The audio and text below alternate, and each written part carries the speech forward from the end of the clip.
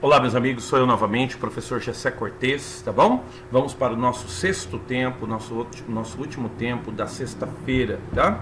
Dando continuidade ao nosso conteúdo da apostila.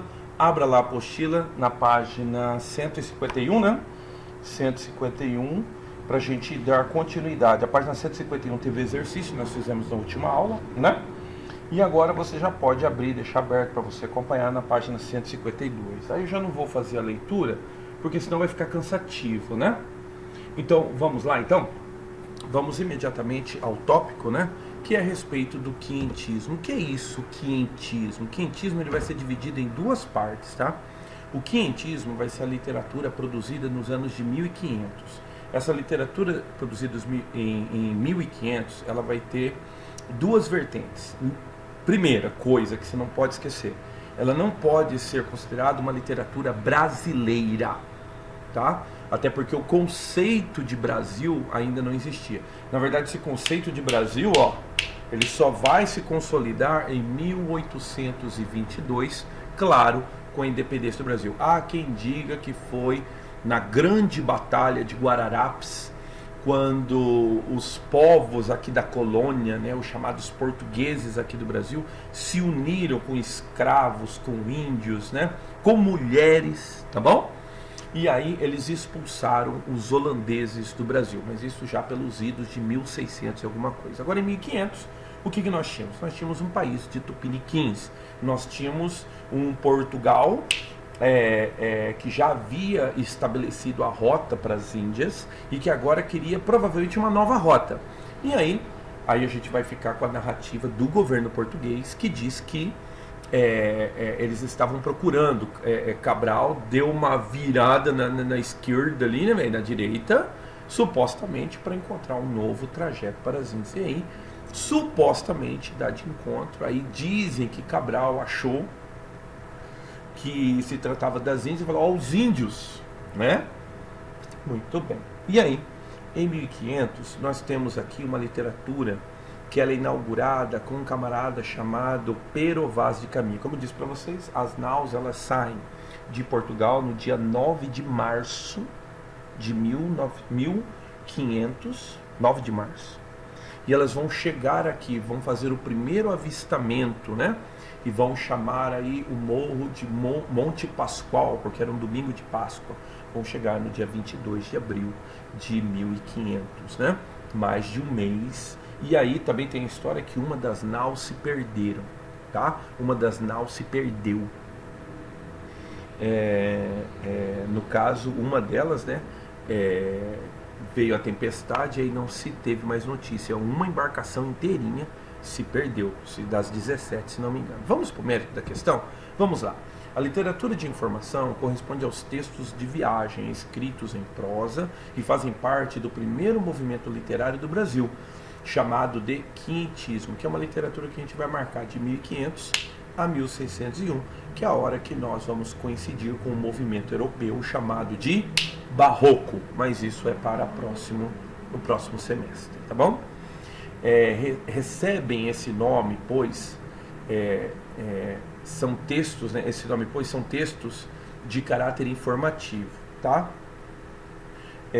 Os quais eram escritos com o intuito de informar sobre as novas terras descobertas. Vale ressaltar que esses textos históricos e literários foram essenciais para fundar a literatura brasileira, tá? Mas ainda não pode ser chamado de uma literatura sobre o Brasil. Além da literatura de informação, o movimento quientista é formado pela literatura de catequese escrita pelos jesuítas, assim dividida. Vamos tentar então? O que ele vai fazer? Então, ele vai dividir. Primeiro, literatura informativa, que vai ser a literatura feita sobre o Brasil para informar o rei de Portugal sobre o achamento da terra, tá? Muito bem, excelente. E a outra será a literatura de catequese, tá? Que vai ser inaugurada pela vinda dos jesuítas ao Brasil. Vamos continuar então. O que seria essa literatura informativa? Conforme você pode ir acompanhando lá na página 152 da nossa apostila, tá? Principais características dessa literatura informativa para uma futura avaliação. Crônicas de informação ou crônicas de viagem. Então, dentro das naus, por responsabilidade de Pedro Álvares Cabral, veio o escrivão, o escriba, que tinha a função de relatar tudo sobre a viagem. O nome dele? Pero Vaz de Caminha, tá? Textos de caráter documental, e claro, nós vamos ver na literatura catequética e também na literatura de Pero Vaz de Caminha, uma literatura religiosa. Eu vou mostrar os pontos, tá? Uso de uma linguagem simples. Por quê? Porque era para o rei de Portugal, né, entender rapidamente o que estava acontecendo. Descrição e exaltação da terra. Por quê? Porque só Portugal, só o governo português não tinha essa força para fazer. Nós vamos entender que o governo português tinha muito interesse em despertar a iniciativa privada, aqueles donos de terra, aqueles senhores abastados, a burguesia, para que a burguesia pudesse ajudá-lo a investir nesse empreendimento que seria a Nova Terra. Nós vamos entrar no mérito da questão daqui a pouquinho. Uso exagerado de adjetivos e superlativos. Por quê? Numa tentativa de exaltar a descoberta feita, tá? Pois bem, no caso, o que nós vamos fazer? Nós vamos fazer o que eu acredito que todo brasileiro tinha que fazer, até para despertar, né, o seu dever cívico, né? Uma breve leitura de alguns trechos da Carta de Caminha. A Carta de Caminha, ela está disponível naquele site, né, www, domínio público, qualquer um pode acessar o site, né, o site que vai trazer lá a Carta de Caminha, tá? Você vai ver que é uma carta vai ter o quê? 5 páginas? 5 páginas, tá? Mas ele faz a descrição. Agora o que nós vamos fazer? Nós vamos ler determinados trechos dessa carta, tá?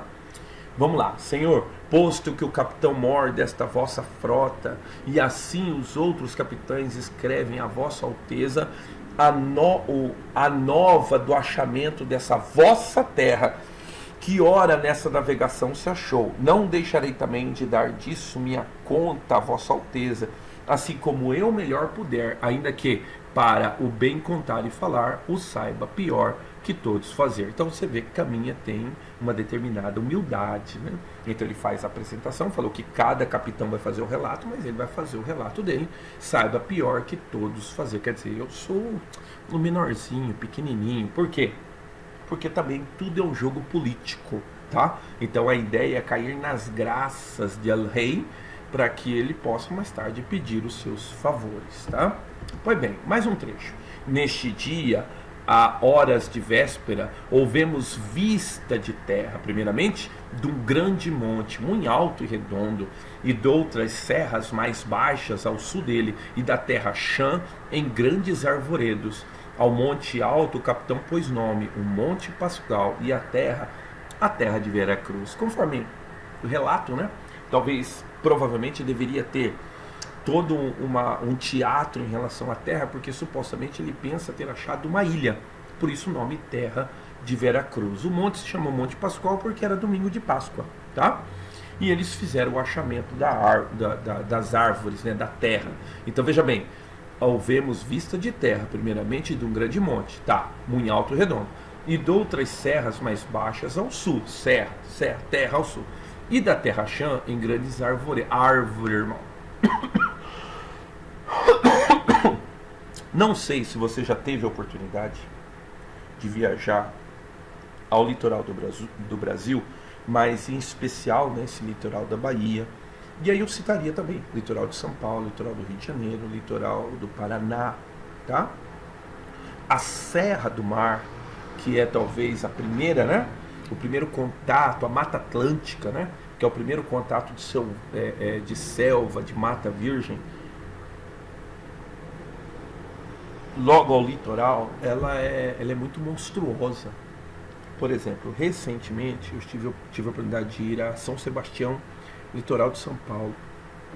E aí, né, cara, eu ficava ali em Ilhabela, ali na cidade de São Sebastião, depois fui a Ilhabela, e ficava olhando, né, cara, o tamanho que é a tal da Serra do Mar. Os antigos chamavam aquilo lá de A Muralha, né? Então, num primeiro momento, o que eles têm vista? Eles têm vista dessa Serra do Mar, desse grande promontório. Então, muitas árvores, muitas árvores, muitas árvores. Esse foi o primeiro achamento da Terra, tá? Uma continuidade. Dali avistamos homens que andavam pela praia, obra de 7 ou 8, segundo disseram os navios pequenos, por chegarem primeiro. Então, uns navios menores se aproximaram e viram já de cara os homens, cara. Então tinha gente lá, tinha ser humano. É isso que eu acho fantástico, a oportunidade de falar no primeiro vídeo, eu vou falar de novo. Então, esse homem que foi separado, né, do seu continente de origem, né, cara? Porque é sabido, né? Todos nascemos na África, né? E aí o homem dizem que o homem foi ficando inteligente, foi para a Europa, tem tudo isso também, mas tudo bem, isso é outra conversa. E aí, né, você tem esse homem buscando uma nova caça, buscando um novo território, ele vai até a Sibéria, da Sibéria ele provavelmente atravessa ali na parte do Alasca, né, e ganha a América, e aí o homem vai desbravando, a gente tinha presença de homens até ali na Patagônia, que é o extremo sul do continente americano. Então, na hora que chega no litoral brasileiro, homens, cara, gente, né? Isso aí era admirável. Eles ficaram admirados, tá? Pois bem, aí vem a descrição. Presta atenção na descrição. Eram pardos, todos nus, sem coisa alguma que lhes cobrisse suas vergonhas. Nas mãos traziam arcos com suas setas. Vinham todos rijos sobre o batel. E Nicolau Coelho lhe fez sinal que pausassem os arcos, e eles os pausaram. Então, num primeiro momento, eles deram uma olhada lá e tal. Num segundo dia, eles foram à terra e os índios os receberam. E aí eles convidaram os índios para entrar até no barco, porque até então o Pedro Álvares Cabral não tinha descido ainda, tá? Então o Cabral ficou no barco e quem desceu foram os homens, né, os seus soldados, a seu comando. Eles foram lá e convidaram esses índios, porque provavelmente o Cabral queria conhecê-los, tá? Eles pediram para deitar as setas e eles deitaram os arcos, sem nenhum problema, tá bom? Pois bem, vamos prosseguir. A feição deles é serem pardos, maneira de avermelhados, de bons rostos e bons narizes. Era importante, bem feitos, é importante que o outro lado de lá, né, o lado da Europa, percebe só, não são monstros, são pessoas, é gente. Tem narizes, são bem feitos, andam nus, sem nenhuma cobertura, nem estimam de cobrir ou de mostrar suas vergonhas, e nisso tem tanta inocência como em mostrar o rosto. Então, um detalhe, né? O europeu não tinha costume de ficar nu, mas daí eles admiravam, né? Como que eles ficavam nus, sem nenhuma vergonha, e mostravam as suas vergonhas sem nenhuma timidez, da mesma forma e da mesma inocência que alguém mostra o rosto, né? Pois bem, entraram no barco, tá? Então eles foram convidados a entrar. Entraram, mas não fizeram sinal de cortesia, que foi, claro, que para o europeu uma falta de educação. Então você entrou, você se curvava, né, a autoridade. Não teve cortesia. Ficaram ali de peitão aberto, nem de falar ao capitão, nem a ninguém. Claro, capitão, eu não vou reconhecer. Não reconheceram divisa, posto, comando.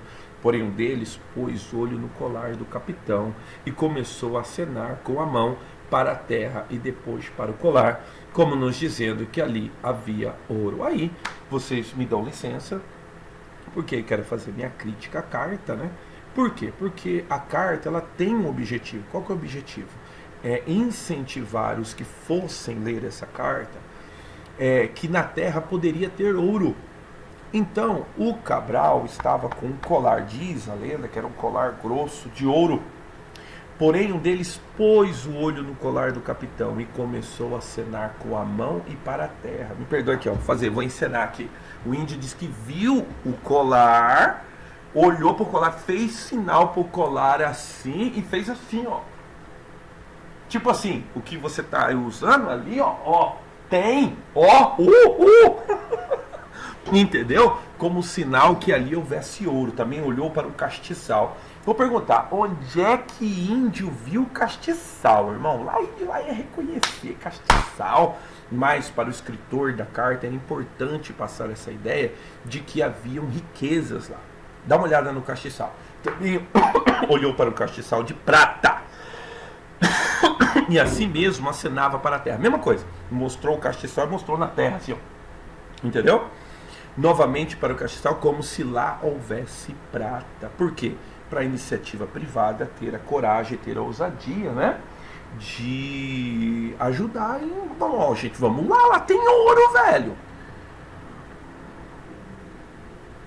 Quantos de vocês já ouviram a respeito de um estudo que é feito de um meteoro que as pessoas estão de olho nele, que é o meteoro maciço de ouro? Quantos já ouviram essa pesquisa?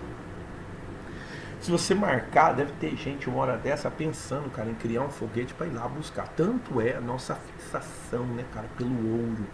Então, é importante você ter isso em mente. Qual que era a primeira busca? Cara, a primeira busca era um negócio rápido. Eu não vim aqui ver os índios pelados, irmão. Eu não vim aqui procurar mandioca, procurar batata. Eu vim aqui procurar ouro. Eu vim sugar a terra. No primeiro momento era sugar a terra. E alguns desses índios, você sabe, né? Eles beneficiavam ouro, sim, né? Os astecas, os maias, os incas, eles manipulavam o ouro, né? No caso, a Espanha faz a capotagem ali, né? Pela América Central, e eles chegam, né, cara, até ali a região da Colômbia e tal, e ali tem contato, né, com os povos, né, povos incas, povos mais ali na América Central, né, onde hoje é o México. Então todos esses, eles manipulavam o ouro, e é claro, né, cara, essas coisas elas iam se espalhando. Dizem que o camarada chamado, esqueci o nome dele, o primeiro nome dele, sobrenome é Magalhães, porque o nome do estreito se dá Estreito de Magalhães, né? Ele chega até uma região onde hoje é o Uruguai, tem contato ali, a foz do Rio da Prata, né, cara? E se chama Foz do Rio da Prata porque os índios ali, tinha ali um náufrago, alguém que era conhecido, que conhecia a língua. Interessante, né, cara? Então tinha uma pessoa ali, essa pessoa deu o relato que os índios diziam que subindo o rio, chegava num lugar onde tinha muito ouro, tinha muita prata, né? E aí, esses portugueses, né, subiram ali o Rio da Prata, não conseguiram achar, mas os espanhóis do lado de lá conseguiram achar, né, os povos indígenas que beneficiavam o ouro. Então, a ideia era a busca do Eldorado, da montanha de ouro, né, cara? Por isso que esse relato da carta é muito importante. Então, num primeiro momento, eles viram o colar do Cabral, apontava para o colar, apontava para a terra. Aí viram o castiçal de prata, apontava para o castiçal, apontava para a terra. Por quê? Porque lá tem ouro. Entende a ideia? Vamos prosseguir, que tem mais coisas na carta para a gente ver, tá? Mostraram-lhes um papagaio pardo que o capitão traz consigo. Tomaram-no logo na mão e acenaram para a terra, como diz que os havia ali. Papagaio, irmão, papagaio aqui tem bastante. Mostraram-lhes um carneiro, não fizeram caso. Também não gostaram do carneiro, o carneiro já tinham visto. Mostraram uma galinha, quase tiveram medo dela. Não lhe queriam pôr a mão e depois a tomaram como que espantados. Então, vamos lá? Não tinha galinha aqui. Então, da hora que eles veem a galinha, porque a galinha é um bicho muito prático, né, cara, de levar numa embarcação, né? Galinha bota ovo, irmão, entendeu? E aí, na hora do desespero, também a gente mata a galinha e come a galinha. Eles não conheciam galinha. É, no mínimo, sensacional, não é verdade? Quem trouxe a galinha foram os portugueses. É o português que traz o cavalo, é o português que traz o cachorro. Não tinha, cara, tá? Bom, deram ali de comer pão, peixe cozido, confeitos, fartéis, mel, figos passados. Não quiseram comer quase nada daquilo. E se alguma coisa provaram, logo a lançaram fora. Então eles não gostaram da comida. Eu não sei se você tem uma ideia do que seja uma comida nesse tempo, uma comida de travessia, né? Veja bem, eles estavam em alto mar há mais de um mês. Eles estavam há quase 2 meses no mar. Há quase 2 meses no mar, a primeira coisa que vai para o quiabo é a água. Não sei se você sabe. O segundo, terceiro dia, a água já contamina com sal, a água fica salobra. Tá? Alguém já tomou água salobra? É água com gosto de sal, tá? Veja bem, não tinha geladeira, tá? Então, como é que conserva, por exemplo, fruta? No caso ali, figo. Os figos são passados, são frutas praticamente cristalizadas, tá? Então, tinha mel, tinha confeitos, elementos feitos, né? Ali, né? Com pão, peixe cozido. Não gostaram de nada daquilo. Logo lançaram fora, né? Por quê? Porque ali era uma terra de muita fartura, né? Ali andavam entre eles 3 ou 4 moças. Essa parte é muito importante. Por quê? Porque é importante você perceber isso aí muito cedo, tá? A gente falou no início da aula com a leitura sobre clichê. E se há um clichê que nossa terra há muito tempo ela foi vendida, foi o clichê da prostituição. Então, na hora que se apresenta para o europeu o carnaval, que as mulheres ficam nuas, eu vou contar um segredo para vocês que é muito triste, tá? As nossas mulheres, elas são vendidas para a Europa como símbolos sexuais, como produto de prostituição desde 1500, tá? Olha como ele vai descrever as meninas. Ali andavam entre eles 3 ou 4 moças, bem moças e bem gentis, com cabelos muito pretos, compridos pelas espáduas, né? Até as costas, né?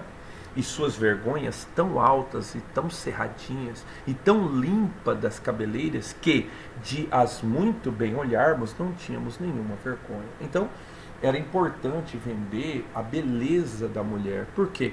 Por causa daquele português velho, barrigudo, né? Velhão lá em Portugal. Falei, o quê, irmão? Eu vou pro Brasil, velho. Lá as meninas andam peladas e tal.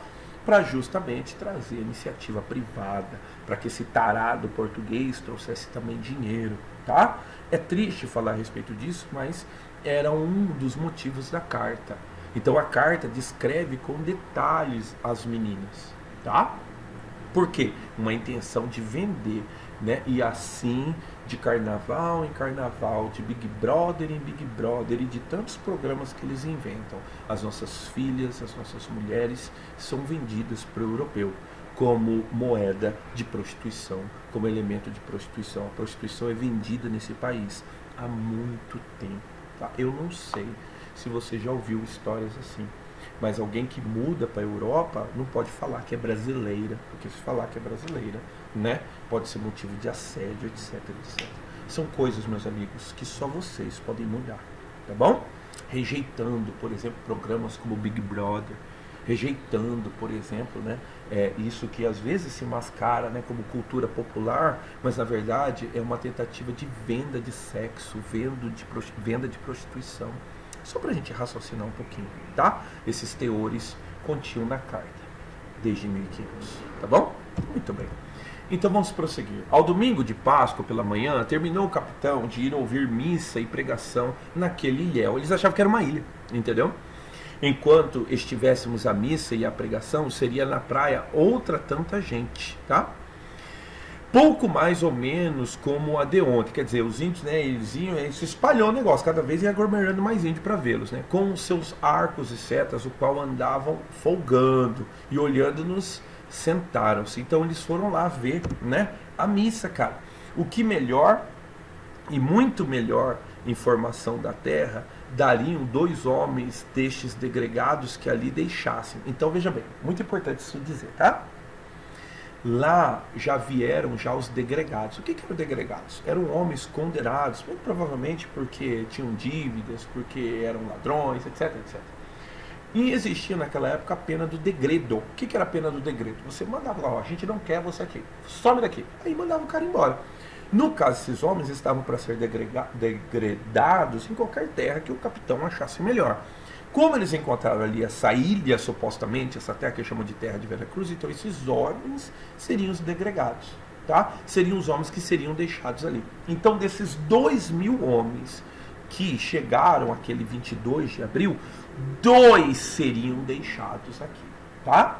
Bom, e que melhor e muito melhor informação da terra dariam 2 homens destes degregados que aqui deixassem, do que eles dariam se os levassem, por ser gente que ninguém entende. Nem eles tão cedo aprenderiam a falar para o saberem tão bem dizer que muito melhor estoutros, tá? E não digam quanto vossa alteza cá mandar. Então veja bem, eles chegaram à conclusão, bom, a gente não vai levar ninguém, porque primeiro a gente não entende o que os caras falam. Então a gente vai deixar 2 aqui.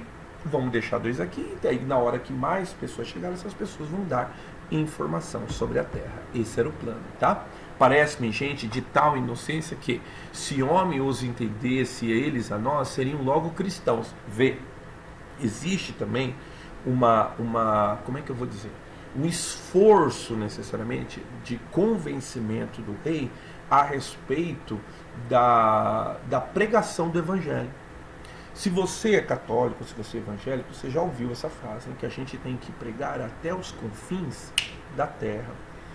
Eu não sei se em uma outra ocasião eu falei, eu devo ter falado, Até então a Península Ibérica era considerada os confins da Terra, porque era onde a Europa terminava. Só que quando chega 2000, ou melhor, quando chega 1500, dia 22 de abril, descobre-se que aquela região não é mais os confins da Terra. Existem outros confins da Terra. E assim tem que se pregar o Evangelho. Se homens, vamos lá, faz a leitura de novo comigo. Seriam logo cristãos, porque eles, segundo parece, não entendem nenhuma crença. Eles não conseguiram entender a crença, a religião deles. Aí eles prosseguem. E pois Nosso Senhor, que lhes deu os bons corpos e bons rostos, né? Como bons homens, por aqui nos trouxe, creio que não foi sem causa. Vê? Existe uma causa divina. Agora nós atravessamos o mar e nós temos uma obrigação com essas pessoas. Qual que é a obrigação? Trazer-lhes a fé. Portanto, Vossa Alteza, que tanto deseja acrescentar a santa fé católica, deve cuidar da sua salvação e prezará a Deus que com pouco trabalho seja assim. Então, ali a ideia, né, de levar o cristianismo aqui para essa nova terra achada. Entre todos estes que hoje vieram, não veio mais que uma mulher moça. Aí esse dia foi o dia da missa, tá? Bom, o qual esteve sempre à missa, a quem deram um pano que se cobrisse. Puseram-lhe ao redor de si, porém, ao assentar, não fazia grande memória de o estender bem para se cobrir. Assim, Senhor, a inocência desta gente é tal, que o Adão não seria maior quanto a vergonha. Então, teve a grande missa, né? Aí eles não se achegaram. O que se achegou foi uma mulher. Só que, claro, ela estava nua. Aí o que eles fizeram? Deram um pano para ela e colocaram sobre ela, para tampar pelo menos os seios, né? Só que durante a missa, o negócio foi caindo. Caiu e ela foi ficando nua, entendeu?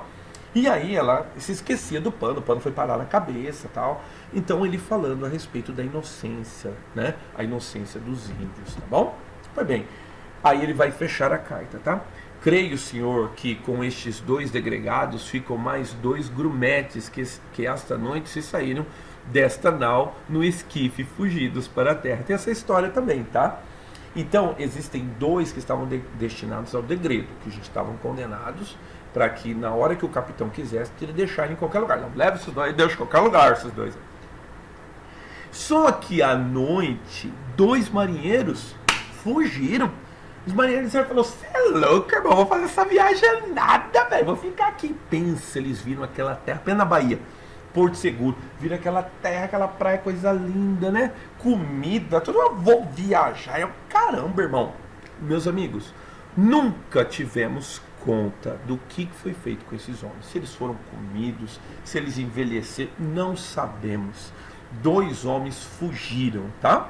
Então, na noite, 2 fugiram. Então, tinha os caras do degredo e 2 que fugiram. Na verdade, foram deixados 4 almas das 2.000, 4 ficaram. 2 que fugiram e 2 que já estavam destinados ao degredo. Não vieram mais e cremos que ficarão aqui, porque de manhã, prezado Senhor, fazemos daqui nossa partida. Então, eles estão para sair. Bom, nela até agora não podemos saber que haja ouro, nem prata, nem coisa alguma de metal ou ferro. Nem lhe ouvimos, quer dizer, nós não vimos se teme, entendeu? Porém, a terra em si é de muitos bons ares. Aqui hora vem o trecho, né, cara? Que todo mundo provavelmente já ouviu falar, né? Que é a hora que ele descreve as nossas belezas, tá? Então, porém, a terra em si é de muitos bons ares, assim frios e temperados como os de entre Ouro e Minho, que é uma região lá de Portugal. Porque neste tempo de agora os achávamos como os de lá, tá? Águas são muitas, infindas, e em tal maneira é graciosa que, querendo aproveitar, dar-se-á nela tudo, por bem das águas que tem. Então, logo de cara, o que eles admiraram? Admiraram a quantidade de água que tinha, né, cara? Então, é conhecido o Brasil, né, como terra das águas, né? Mais tarde, Ivan Lins vai cantar, né? Terra, planeta água, né? E se não bastasse, né, tantas águas assim que foram encontradas, várias histórias, né? Então, por exemplo, diz a história que provavelmente Bartolomeu Dias tenha chegado no Espírito Santo, né? O Espírito Santo não, desculpa, em Natal, ali no Rio Grande do Norte. E ali na cidade realmente de Natal, ali tem uma foz de um rio que em 1501 seria a foz utilizada para a primeira expedição para o interior do Brasil. Então, lá que foi feita a primeira expedição. Por quê? Porque é infinda, né? É muito grande a foz, e a foz é calma, né? Por exemplo, a foz do Rio São Francisco, né? Eu não sei se você sabe, mas a gente vive um fenômeno no Rio São Francisco que é a salinização do Rio São Francisco, que funciona mais ou menos assim. Como eles usaram muitas barragens, eles represaram bastante o Rio São Francisco na sua origem, como a foz do Rio São Francisco era uma foz muito ampla, né, navegável, o mar entrou no Rio São Francisco. Então, por exemplo, até regiões ali onde antecedem as barragens, né, as primeiras, né, barragens do Rio São Francisco, você pode encontrar peixes de água salgada, né, porque o mar adentrou ao Rio São Francisco, né? E uma história muito famosa, né, cara, que conta que um desses navegadores, porque daí começou a se tornar moda, né, o pessoal navegando e tal, para vir buscar terra, para vir buscar riqueza, etc. E aí conta a história que um desses barcos se perdeu ali próximo da região do Amazonas e o pessoal estava quase sem água. E aí de longe eles avistaram uma outra embarcação. E aí eles ainda não tinham avistado terra, mas aí o dono da outra embarcação ele falou para eles: joga o balde na água. Aí eles falaram assim: não, mas jogar o balde na água? Eles perguntaram: vocês têm água? Joga o balde na água, porque eles não sabiam. Mas eles estavam na foz do rio Amazonas. O rio Amazonas, meus amigos, eu não sei quantos quilômetros dentro do mar, dentro do Atlântico, ele consegue empurrar água doce. Então parte ali do Atlântico, ali na hora da foz do rio Amazonas, a água fica doce, devido à quantidade de água que o rio Amazonas despeja no Oceano Atlântico, né? E aí, se não bastasse, né, vieram as pesquisas a respeito de geologia e tal, e menos recentemente, foi a primeira descoberta, a gente chamou isso de aquífero Guarani, onde aqui no Mato Grosso do Sul, né, nós estamos sentados, eu aqui particularmente estou sentado em cima de um dos maiores reservatórios de água doce, água mineral do globo, né? Foi descoberto o aquífero Guarani, que vai desde a região do Mato Grosso do Sul, Paraguai, Bolívia, Paraná, vai chegar até o Rio Grande do Sul. E recentemente descobriram um rio subterrâneo embaixo do rio Amazonas, que é um reservatório de água salgada muito maior do que o aquífero Guarani, chamado de aquífero Aquar do Chão, uma coisa assim, né? Esqueci o nome agora. Então, todos esses, né, para mostrar como que aqui a região era uma região, ou melhor, foi descoberta, né, uma região de água, uma região de água doce, uma região onde as águas, como o próprio Caminha retratou, né, as águas são infindas, né, e mais tarde, né, depois chegam até algo fantástico, né, são as cataratas do Iguaçu, que também é uma prova, né, de como... E água nesse Brasil para tudo quanto é lado, irmão, o que não justifica você não ter água potável na sua torneira. Não sei se você sabe, mas as grandes cidades têm problema de abastecimento, né? Então, é inaceitável num país de águas infinitas, né? E se não bastasse a água que está na superfície, nós temos também essa riqueza enorme, né? Que é o aquífero Guarani, o aquífero Aquar do Chão, que é não sei quantas vezes maior do que o aquífero Guarani. Então, todos esses relatos de Pero Vaz de Caminha. Só para terminar a história de Caminha, tem mais aqui, mais um pouquinho. Porém, o melhor fruto que nela se pode fazer, me parece que será salvar essa gente. E essa deve ser a principal semente de Vossa Alteza, em ela deve lançar, que é a semente do Evangelho. E que aí não houvesse mais que ter aqui esta pousada para esta navegação de Calicut, bastaria quanto mais disposição para se nela cumprir e fazer o que Vossa Alteza tanto deseja, a saber, o acrescentamento de nossa santa fé. Então ali, né, falando a respeito de acrescentar a fé católica. E nesta maneira, Senhor, dou aqui a Vossa Alteza de que nesta vossa terra vi, e se algum pouco me alonguei, ela me perdoe, que o desejo que tinha de vos tudo dizer, mo fez assim por pelo miúdo. Então assim ele terminou a carta, o Pero Vaz de Caminha. Além de Pero... Aí o que acontece, né? Agora um pouquinho da história do Pero Vaz de Caminha. O Pero Vaz de Caminha não fica, é claro, né? Eu disse para vocês, só ficaram 2. Diz a carta que eles ficaram chorando. Então pensa aquelas 16 né? Porque uma se perdeu. 16 naus saindo, os caras falaram, vocês vão deixar eu aqui, eu vou ficar aqui. E os caras choraram, né? Diz a carta, né? Que eles choraram, né? Não foi a carta de Caminha que falou, não, foi outro documento, né? Mais pessoas escreveram daquele dia, os capitães escreveram, né? Dizem que eles ficaram chorando. Veja bem, a ideia é que eles, né, iam se enturmando com o pessoal, né? Que eles ensinassem a língua. Agora, veja bem, centenas de milhares de índios falando, todos eles uma ramificação do tupi, chamado de tupinambá. Quem que ia ganhar? 2 portugueses falando português ou mais de milhares de índios falando tupinambá? É claro que o tupinambá iria ganhar, né? E o Pero Vaz de Caminha, ele acompanha a frota de Cabral, eles retomam o caminho da capotagem para atravessar, né, o continente africano, melhor, margear o continente africano, chegam às Índias, lá eles, né, fazem as especiarias, encontram batalhas, né, defendem os produtos, né, que eles adquiriram lá e retornam depois de tempestades, depois de combates, eles retornam a Portugal. Vão chegar em Portugal, acho que em 1501, se não me engano.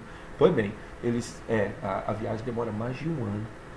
E aí eles chegam apenas 6 naus. Quer dizer, das 17 que foram, somente 6 regressaram. E foi considerada a viagem de Cabral um sucesso. Cabral não mais, né, por motivos políticos, não mais comandou nenhuma frota, né? Ele enfraqueceu politicamente e aí não foi escolhido mais para nenhuma das expedições que assim seguiriam, né? Pero Vaz de Caminha, ele só tem esse documento escrito sobre o Brasil, tá? Ele acometeu-se de doença, não sei se você sabe, também era muito comum, né, o tal do escorbuto, né? E ele, que é a falta, né, a ausência da vitamina C, e ele sofre, né, com uma doença e morre, cara. O Caminha não chega em Portugal, né? Então quem chega é somente a carta dele. Caminha escreveu apenas um documento, que foi a carta que eu acabei de ler os fragmentos para você. E é justamente a mais famosa, né? Mas não foi só Pero Vaz de Caminha que escreveu, tá? Então eu tenho um camarada que viveu aqui, o Pero Lopes de Souza, e sua obra, né, Diário de Navegação, que escreve em 1530. E depois, talvez um dos homens que mais trabalhou aqui no Brasil, que mais tenha documentos sobre o Brasil, e que infelizmente, provavelmente você nunca ouviu falar dele. O nome dele? Pero de Magalhães Gândavo, e sua obra Tratado da Província do Brasil e História da Província de Santa Cruz, o que vulgarmente chamamos de Brasil. A obra foi escrita em 1576. Ele viveu de 1565 ou melhor, ele viveu aqui no Brasil de 1565 a 1579, tá? Ele é atribuído a ele mais de 30 obras a respeito do Brasil e você nunca ouviu falar, tá? Também eu tenho Gabriel Soares de Souza e sua obra Tratado Descritivo do Brasil, escrito em 1587, tá? Pois bem, eu vou ficando por aqui, não quero entrar mais no mérito da questão, tá bom? Porque na próxima aula eu quero continuar falando, mas aí falando a respeito da literatura de catequese, tá? Então deixo vocês aqui com o relato da Carta de Caminha. Vamos ver se a gente tem uma imagem da Carta de Caminha aqui. Carta de Caminha, né? Isso mesmo, olha aqui, ó. Algumas imagens, né, sobre a Carta de Caminha, né? A carta que traz esse relato que eu acabei de ler para vocês. Outra coisa importante também, deixa eu ver aqui, o Monte Pascoal, vamos ver aqui uma imagem do Monte Pascoal, que foi o primeiro avistamento, né? Monte Pascoal, primeiro avistamento, né, do Brasil. Ali o Monte Pascoal, né? Então eles fizeram o primeiro avistamento ali em Porto Seguro, aqui a região, né? A região de Porto Seguro, a região onde supostamente, né, o Cabral à vista, né, o Monte Pascoal, ó, o Monte Pascoal e os índios Pataxó, né? Deixa eu mostrar aqui para vocês o litoral de Natal, para vocês terem uma ideia. Foi a primeira expedição ao interior do Brasil, tá? Natal, deixa eu colocar só Natal aqui. E aí eu vou pegar as imagens. Olha aqui, ó, né? Aqui o Morro do Careca, né? Uma praia muito conhecida, né? Muito famosa. Aqui é a praia de Genipabu. Para chegar em Genipabu, a gente tem que passar aqui, ó, a Foz do Rio aqui, tá vendo? Antigamente essa travessia era feita lá atrás. Aí agora eles construíram essa ponte aqui, tá? Então a ponte é linda, ela acende à noite, cara, é fantástico. E esse aqui é o rio que eu falei para vocês. Foi o rio do primeiro acesso ao interior do Brasil, feito em 1501, né? Vamos pegar agora uma imagem da foz do rio Amazonas. Vamos lá, pegar uma foto aqui, só para a gente terminar a aula, tá? Uma foto do rio Amazonas, foz do rio Amazonas.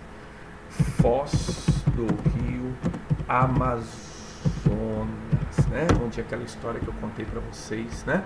Onde o rio empurra, ó, leque do Amazonas. Olha só, irmão, você tá louco? O rio Amazonas empurra água salgada, velho, por mais uma boa extensão de Oceano Atlântico. Olha, ó, chamado Leque do Amazonas, ó, Leque do Amazonas.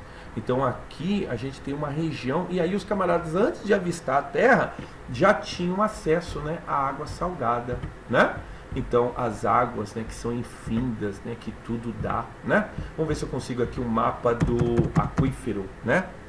Mapa do aquífero, só para você, aquífero, mapa do aquífero, vamos lá, aquífero Guarani. Aqui, ó, o mapa do aquífero Guarani, que é aquilo que eu falei para vocês, ó, Mato Grosso, a extensão do Mato Grosso Sul pega São Paulo, pega Paraná, Rio Grande do Sul, pega Argentina, tudo aquífero Guarani, né? Uma foto do aquífero Guarani. Agora uma foto do aquífero Água do Chão. Água do Chão.